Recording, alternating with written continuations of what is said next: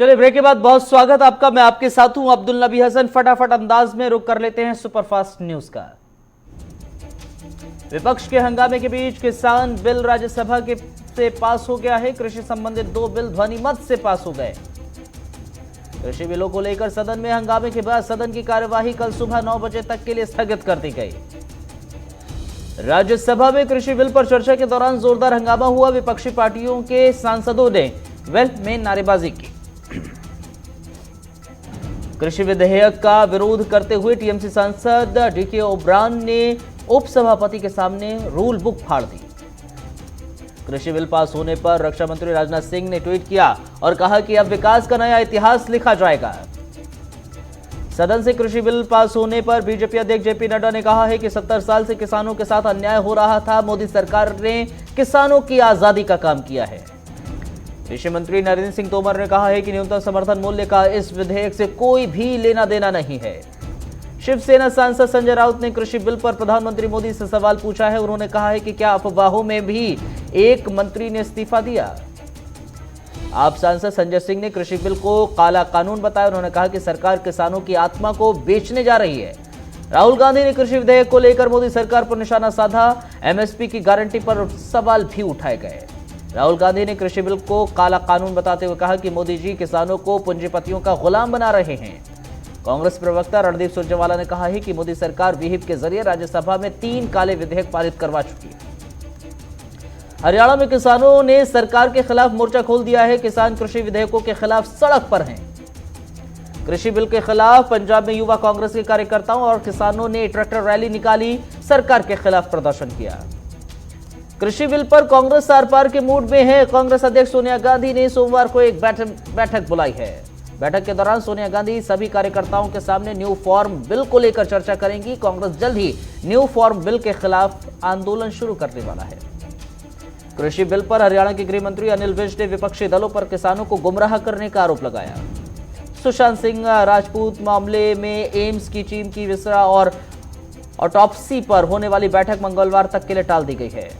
दिवंगत बॉलीवुड सुशांत सिंह मामले में पूछताछ का नया चरण शुरू करने के लिए सीबीआई की टीम फिर से मुंबई जाएगी। प्रधानमंत्री मोदी एक बार फिर से 7 मुख्यमंत्रियों से कोरोना संक्रमित के मुद्दे पर चर्चा करेंगे। जानकारी के मुताबिक बैठक 23 सितंबर को आयोजित होगी। जम्मू कश्मीर के लिए दिए गए 1350 करोड़ रुपए के आर्थिक पैकेज को नेशनल कॉन्फ्रेंस ने भद्दा मजाक करार दिया। नेशनल कॉन्फ्रेंस ने कहा है कि संघ शासित प्रदेश की अर्थव्यवस्था को हुए 45,000 करोड़ रुपए के नुकसान के सामने यह पैकेज बहुत ही कम है। रिपब्लिकन पार्टी ऑफ इंडिया और महाराष्ट्र के मुख्यमंत्री उद्धव ठाकरे के अयोध्या आने पर उनका पुरजोर विरोध करने की बात की गई है। उत्तर प्रदेश की योगी सरकार ने प्रदेश की सरकारी नौकरियों में आरक्षण का कोटा बढ़ा दिया है। अब यूपी में सरकारी नौकरियों में कुल 60% पदों पर आरक्षण होगा। बिहार में पप्पू यादव की जन अधिकार पार्टी ने कृषि विधेयक का विरोध किया है। पप्पू यादव ने इस विधेयक के विरोध में 27 सितंबर को बिहार बंद का ऐलान किया है। कांग्रेस पार्टी ने उत्तर प्रदेश में फिल्म सिटी को अपना प्रोजेक्ट बताते हुए बीजेपी सरकार पर बेवजह की वाहवाही लूटने का आरोप लगाया। कांग्रेस के वरिष्ठ नेता प्रमोद तिवारी ने कहा है कि 32 साल पहले उत्तर प्रदेश में जब वीर बहादुर सिंह की अगुवाई में कांग्रेस की सरकार थी तब फिल्म सिटी का प्रोजेक्ट शुरू किया गया था। कंगना रनौत ने ट्वीट कर प्रधानमंत्री से देश की सभी फिल्म इंडस्ट्रियों के साथ जोड़ने की बात की है। उत्तर प्रदेश के मुख्यमंत्री योगी आदित्यनाथ के निर्देश पर बेसिक शिक्षा विभाग ने तबादलों के आदेश जारी कर दिए। इसमें महिलाओं दिव्यांगों को विशेष प्राथमिकता दी गई है। रामविलास पासवान की तबीयत ज्यादा खराब होने पर उन्हें आईसीयू में भर्ती कराया गया है। चिराग ने एलजेपी नेताओं को चिट्ठी लिखी है। प्रधानमंत्री मोदी 21 सितंबर को बिहार में 9 राष्ट्रीय राजमार्ग परियोजना की आधारशिला रखेंगे। इसके साथ ही प्रधानमंत्री मोदी वीडियो कॉन्फ्रेंसिंग के जरिए घर तक फाइबर परियोजना का भी उद्घाटन करेंगे। पश्चिम बंगाल के राज्यपाल जगदीप धनखड़ ने ममता बनर्जी पर निशाना साधा। उन्होंने कहा है कि राज्य अवैध रूप से बम बनाने का अड्डा बन चुका है। असदुद्दीन ओवैसी की पार्टी एआईएमआईएम ने बिहार विधानसभा चुनाव को लेकर पूर्व सांसद देवेंद्र प्रसाद यादव की पार्टी समाजवादी जनता दल के साथ नया गठबंधन बनाया है। मुख्यमंत्री योगी आदित्यनाथ ने कल भर्ती आयोगों को चयन बोर्डों के अध्यक्षों की बैठक ली। बैठक में सरकारी विभागों के रिक्त पदों पर भर्तियों को तेजी से लाने पर चर्चा होगी। उत्तराखंड में कोरोना की गलत जांच रिपोर्ट देने वाली निजी लैब्स पर कार्रवाई होगी। त्रिवेंद्र सरकार ने इसको लेकर आदेश जारी किया है। उत्तर प्रदेश के मुख्यमंत्री योगी आदित्यनाथ ने आज फिल्म निर्माता मधुर भंडारकर से मुलाकात की। इस बैठक में उत्तर प्रदेश में बनने वाली फिल्म सिटी को लेकर बात हुई। जम्मू कश्मीर में बीएसएफ ने अंतर्राष्ट्रीय सीमा पर पाकिस्तान की तरफ से घुसपैठ की कोशिश नाकाम की, साथ ही मादक पदार्थों के 58 पैकेट्स जब्त किए। दिल्ली एनसीआर में वायु प्रदूषण की गुणवत्ता को सुधारने को लेकर प्रधानमंत्री के प्रधान सचिव डॉक्टर पीके मिश्रा ने अधिकारियों के साथ बैठक की। छत्तीसगढ़ के पूर्व मुख्यमंत्री रमन सिंह कोरोना पॉजिटिव हैं। रमन सिंह ने सोशल मीडिया पर पॉजिटिव होने की जानकारी दी। भीम आर्मी प्रमुख चंद्रशेखर संविदा प्रणाली के विरोध में उतर आए हैं। उन्होंने कहा है कि सरकार को सीधी भर्ती करनी चाहिए। राजस्थान के मुख्यमंत्री अशोक गहलोत ने कोरोना को रोकने के लिए कड़ा फैसला लिया है। राज्य में किसी भी जगह 5 लोगों के साथ राजस्थान के 11 संवेदनशील जिला मुख्यालयों पर धारा 144 लगा दी गई है। सामाजिक धार्मिक आयोजन पर 31 अक्टूबर तक रोक बढ़ा दी गई है। देश में कोविड-19 के मामले लगातार बढ़ रहे हैं। भारत में कोरोना मरीजों का आंकड़ा 54 लाख के पार पहुंच गया है। मरने वालों की संख्या 86,000 क्रॉस कर गई है। भारत में पिछले 24 घंटे में 92,605 नए मामले सामने आए हैं। देश में कोरोना से 43 लाख से ज्यादा मरीज ठीक हुए हैं। मौसम विभाग ने केरल के कन्नूर और कासारगोड जिले में भारी बारिश की आशंका जताई है। मौसम विभाग ने बारिश का रेड अलर्ट जारी किया है।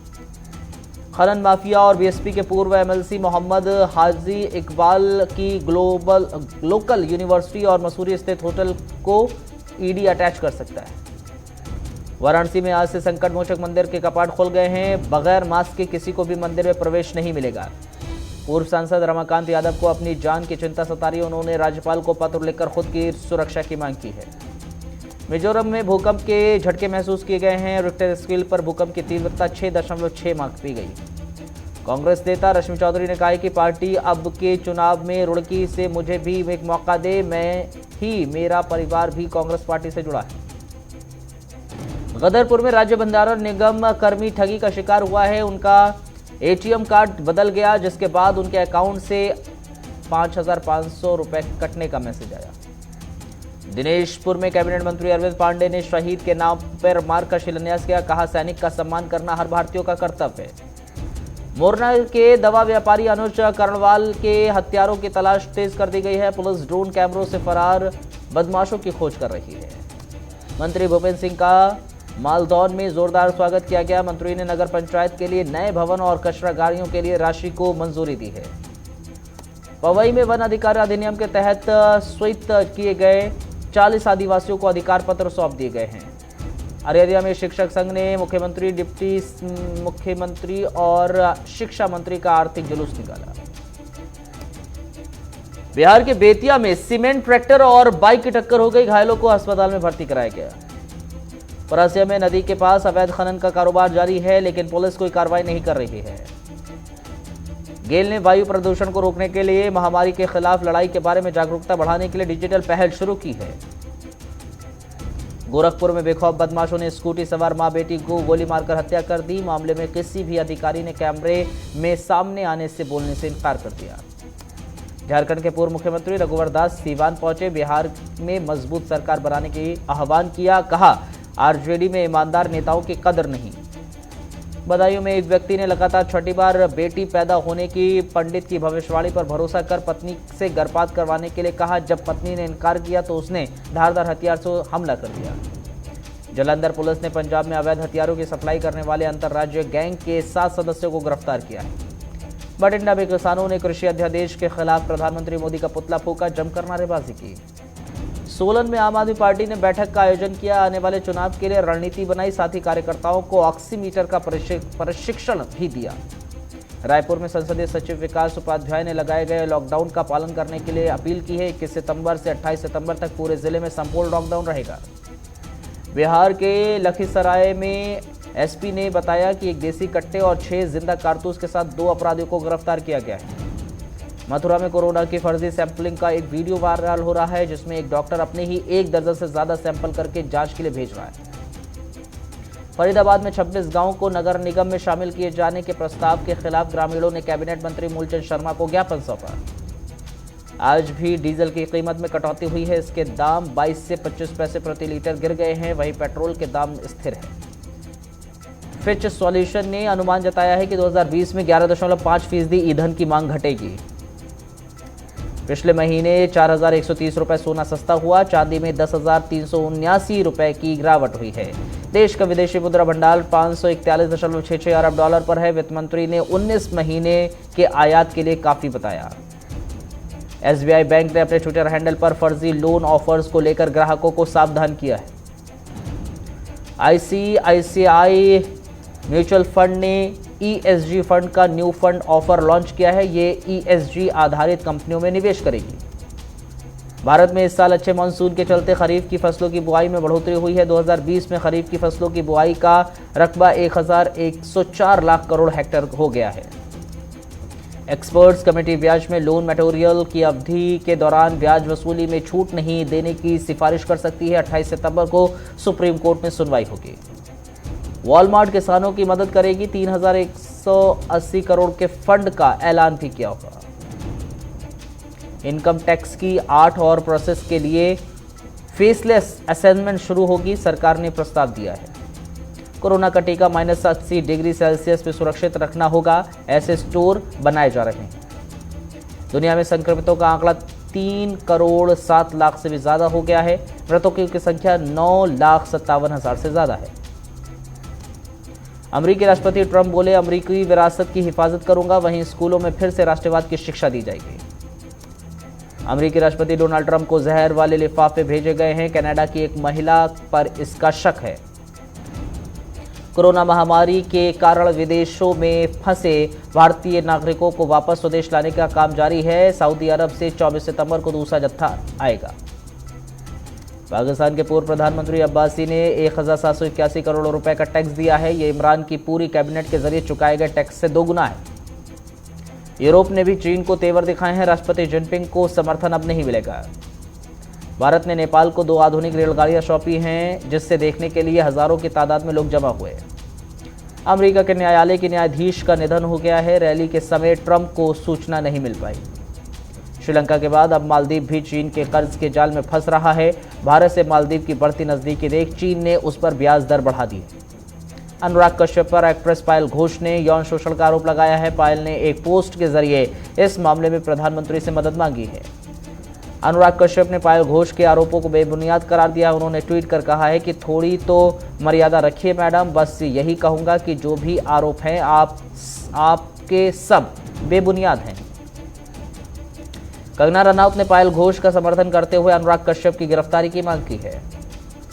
रणबीर कपूर और श्रद्धा कपूर पहली बार सिल्वर स्क्रीन पर साथ नजर आएंगे। ये दोनों निर्देशक लव रंजन की अगली फिल्म साथ साथ में दिखेंगे। और केबीसी का अगला सीजन शुरू हो रहा है। आपको बताएं एक बार फिर से, अमिताभ बच्चन केबीसी का अगला सीजन शुरू कर रहे हैं। 28 सितंबर से इसकी घोषणा होगी।